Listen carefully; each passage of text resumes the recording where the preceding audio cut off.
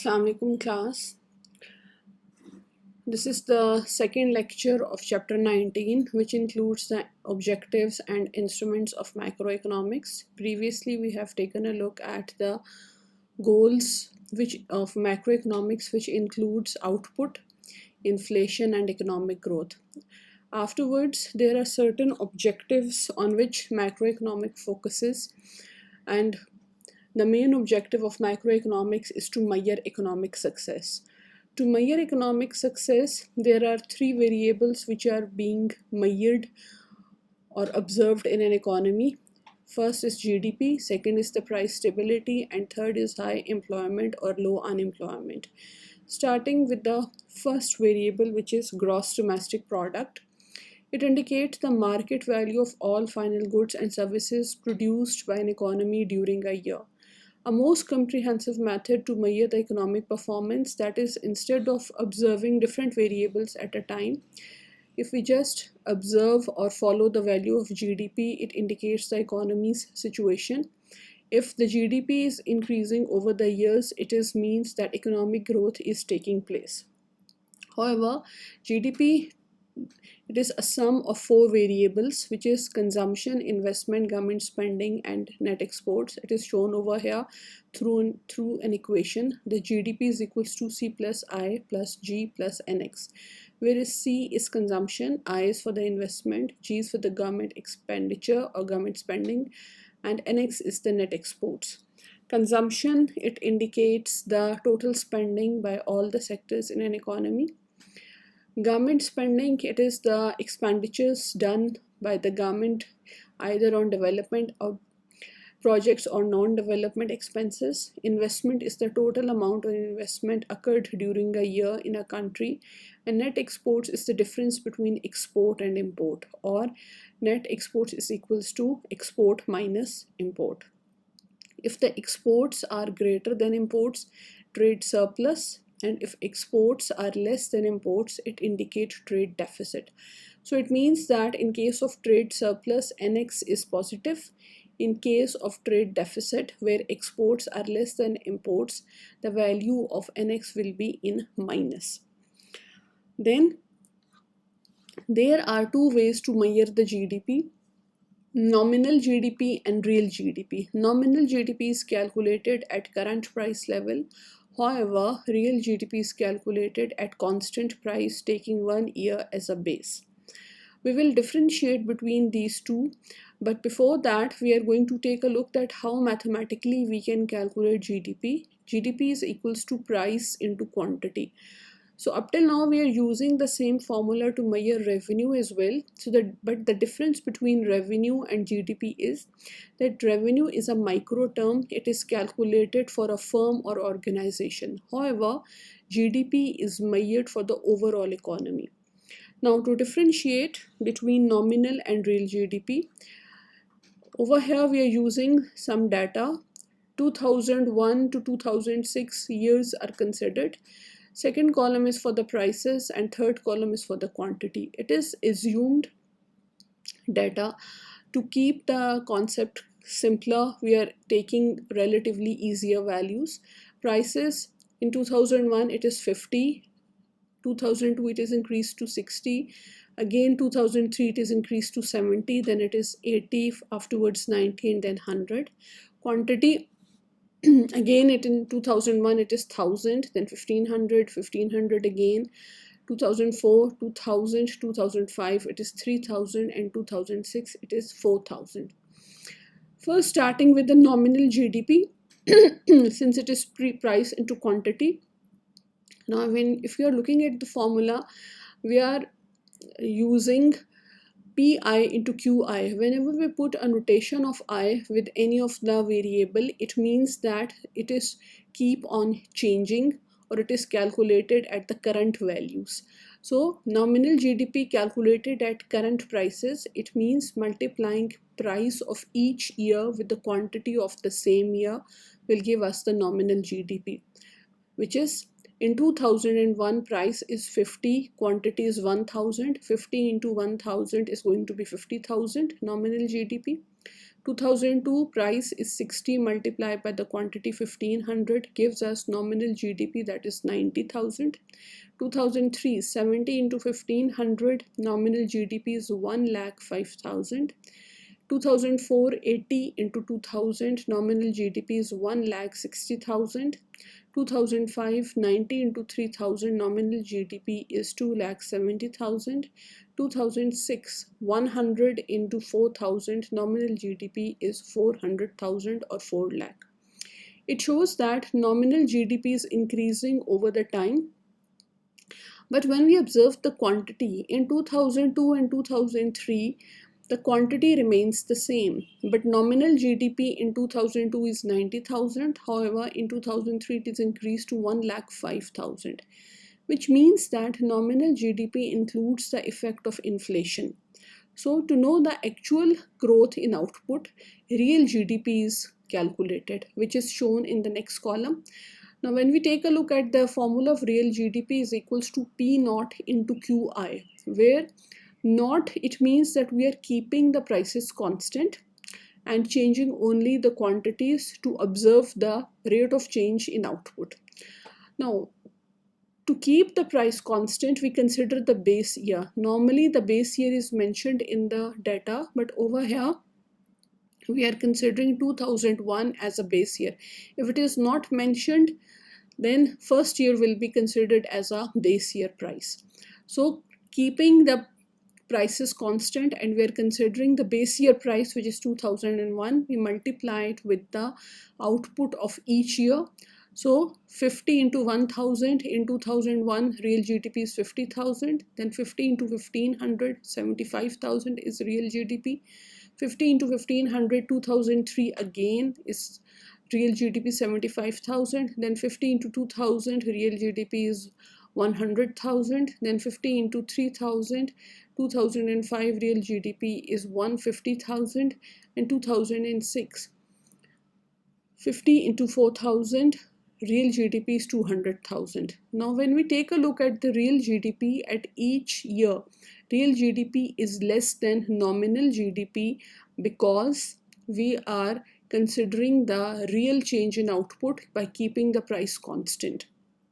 In 2002 and 2003, real GDP is constant, which is 75,000, and then it is increasing, but relatively at a lesser rate compared to the nominal GDP. So it means that there is a difference in nominal and real GDP, and nominal GDP is relatively higher than real GDP, which means it includes the effect of inflation, and actual output growth can be indicated through the real GDP. So if the real GDP is increasing, GDP growth is taking place. Then we include one more concept over here, and that's the GDP deflator, which is a measure of overall prices. GDP deflator mathematically is equals to nominal GDP divided by real GDP into 100.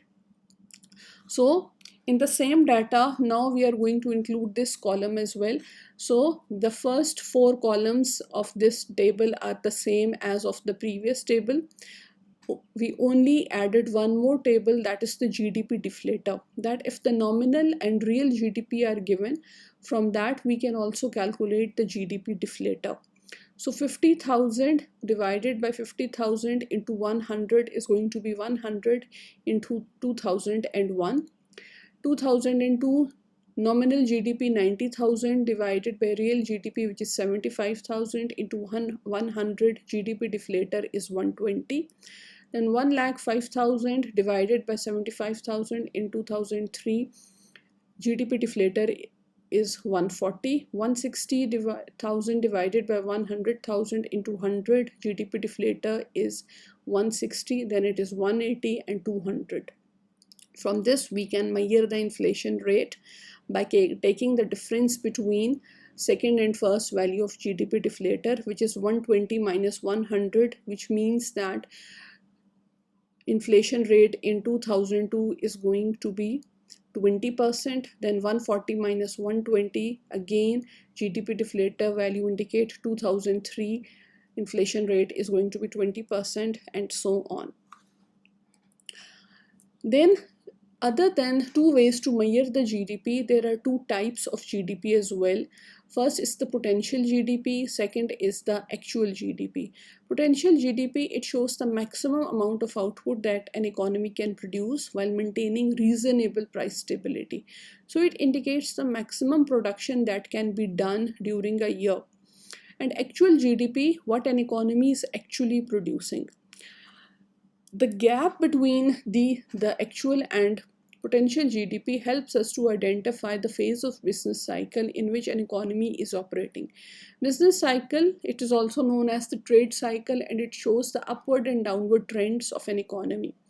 So if the potential GDP and actual GDP, the gap is increasing, we will specify it as recession, as it is mentioned over here. Recession is a downfall of the economy. However, if the gap between potential and actual GDP is maximum, we will identify it as depression, which shows that the economy is operating at its minimum level. And if the gap between potential and actual GDP start decreasing, that is recovery. It means that the economy has started to show good progress and recovery is started. And if the potential GDP is equals to actual GDP, it indicates the boom or the prosperity of an economy. So actual and potential GDP gap helps us to identify show the real situation of an economy. Let's suppose that potential GDP is 8%, that the economy sets the target that during the year the growth rate in GDP is going to be 8%. By the end of the fiscal year, if the actual GDP is, let's suppose, 6%, it means that the gap between actual and potential is reducing, so it is recovery. However, if the potential GDP is 8%, but actual growth rate in GDP is, let's suppose, only, let's say, 4%, then we said that we are in the phase of recession, or since the gap is increasing. But if the potential GDP is, let's say, 8% and actual GDP is only 1%, it means that we are in the phase of depression. However, if potential and actual both are the same, potential GDP target is, let's suppose, 8% and actual GDP growth rate is also 8%. It means that we are able to meet the target and the economy is operating at its maximum level or at its boom. Then afterwards comes the second goal of, or the second objective of macroeconomics, which is price stability. A desirable objective for any economy is to maintain the stable prices, but it does not mean that the prices will remain the same. It is the rate at which the prices are increasing that is more being considered by the economy. If it is increasing at a higher rate, then there is a need to control it. However, if it is increasing at rather slower rate, then that we will consider as the price stability. For example, if the prices remains below 2% during a year, will be considered as the price stable. This is the definition which is developed by European Central Bank, that if during 1 year the prices are increased below 2%, we will consider it as zero inflation or stable prices. So considering this criteria, when we take a look at the Pakistan economy, where the inflation rate now is 10.5%, it means that there is a need to stabilize the prices or need to control the inflation because they are in the double digit. Whenever the inflation rate is in double digit, it is an alarming situation of an economy, for an economy, and there is a need to control it. Now, inflation, we have defined it previously as well. Let's again define it, that it is a consistent increase in overall prices during a year. And to measure the inflation rate, consumer price index is used. That we include one more concept over here, which is consumer price index. Consumer price index, it examines the cost of weighted average of prices of a basket of consumer and goods used by an average consumer. That it includes the prices of goods and services of those prices of goods and services which are used by an average consumer. For example, transportation, food, and medical care. It means that it considered a fixed basket, that whenever there is a change in the prices of these basket of goods and services, by observing the change, we will observe the inflation rate. And the formula is given as that inflation rate is equals to CPI T minus CPI T minus 1 divided by CPI T minus 1 into 100, where T is for the current year and T minus 1 is for the previous year. That is, subtracting CPI of current year with the CPI of the previous year divided by CPI of the previous year into 100 will give us the inflation rate. For example, in 2001 CPI is 102 and 2002 CPI is equals to 104.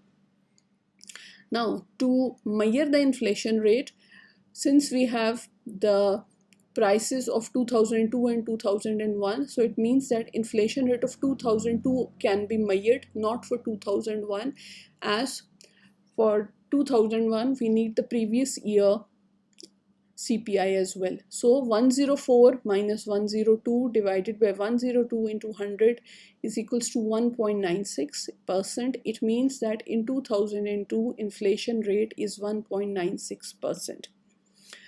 Then let's include one more concept over here, and which is deflation. Deflation is opposite to inflation. It is consistent decrease in overall price. That instead of rise, if the prices are showing a downward trend, it is deflation.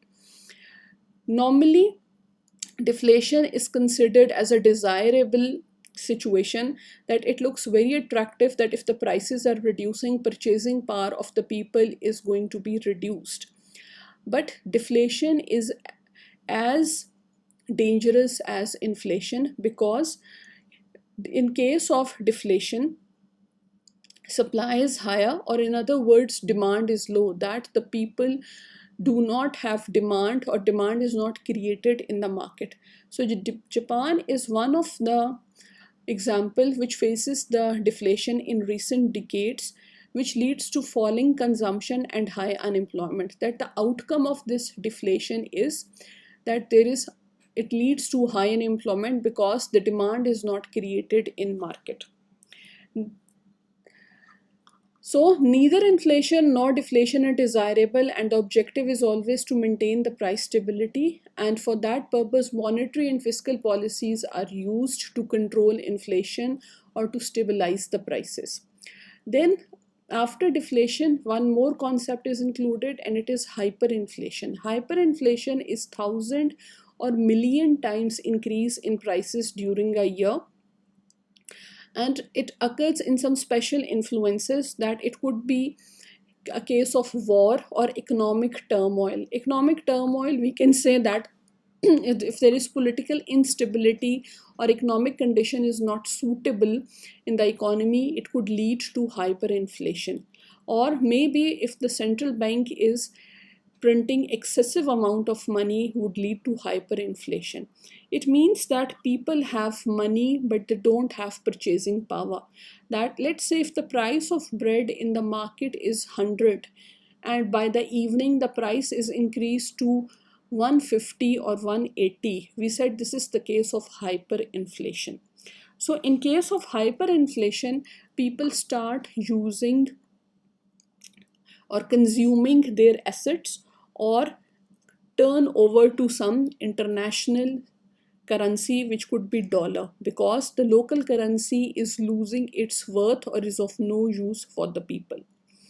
So either it is inflation or deflation, or extreme case hyperinflation. Objective is always to maintain the stable prices.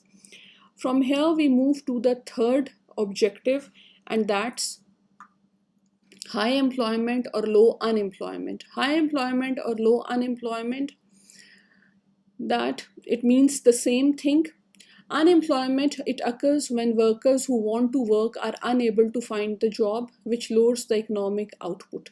That people are willing to work, but they are unable to find the job. Unemployment rate, it indicates the economic situation. It is number of unemployed people divided by the number of people in the labor force. More unemployment means, or more unemployed worker means, that less total economic production. We have discussed it previously as well, that employment level depends upon the output or the production. If the output is reducing, unemployment rate is going to be increased as well. So again, monetary or fiscal policies can be used to reduce the unemployment rate in the economy, and in that case, expansionary fiscal policy or expansionary monetary policy are desirable, which leads to high employment in the economy. So these are the three objectives on which the macroeconomic focuses: GDP, second is the price stability, and third is high employment or low unemployment. From here we move to the next part, that's the instruments of macroeconomics. If the unemployment in the economy is increasing, or the inflation is higher, or if there's a trade deficit, which is exports are less than imports, or investment is reducing in the economy. To deal with these issues, economic instruments are required, which helps the government to attain the objectives. Two instruments are used, which is either fiscal policy or the monetary policy.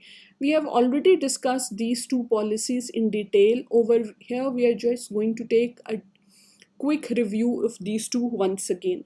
Fiscal policy operated by the government by controlling the government spending or the taxation.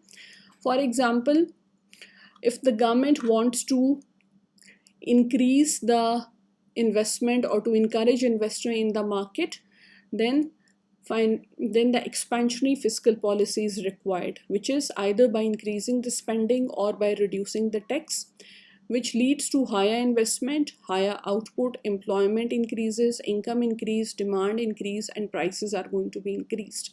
So over here, when the investment, output, and employment are increasing, it shows that the policy is giving its results, as there is a positive effect of the policy in the economy. In the same manner, if the government want to control the economy or want to control the inflation according to the target, which is to control inflation, policy is implemented, which is contractionary fiscal policy, which is either by reducing the spending or by increasing the tax. In either case, investment decreases, output reduces, employment level reduces, income decreases, demand decreases, and prices decrease. So when the prices are reducing, it shows that inflation is being controlled and the policy is showing its results. Therefore, using either the expansionary or contractionary fiscal policy, it helps the government to attain the objectives. Then comes the monetary policy, which is operated by the central bank of a nation by controlling the money supply in the economy. And we have also discussed that money supply can be controlled either by using the open market operations, required reserve ratio, or the discount rate.